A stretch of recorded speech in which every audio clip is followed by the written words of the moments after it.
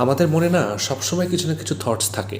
আমাদের চিন্তা, আমাদের দুশ্চিন্তা, ভয়, ভালোবাসা, অতীতের কোনো ভালো স্মৃতি, ভবিষ্যৎ নিয়ে কোনো চিন্তা করার একটা মানে এক্সপ্রেশন, সেটা আনন্দের হোক বা হাসির হোক বা কষ্টের হোক, কিছু না কিছু নিয়ে আমরা কন্টিনিউয়াসলি আমরা আমাদের মাথাটাকে ব্যস্ত রাখি।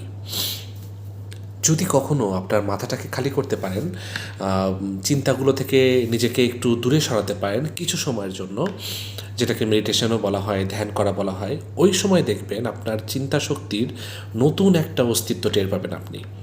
অনেক সমস্যার সমাধান খুঁজে পাবেন, অনেক সমস্যার খুব সহজ সমাধান খুঁজে পাবেন, নতুন নতুন আইডিয়া পাবেন, এবং আপনি নিজেও অবাক হবেন যে আমি এরকম করে ভাবতে পারতেছি কীভাবে, এতদিন তো পাইনি।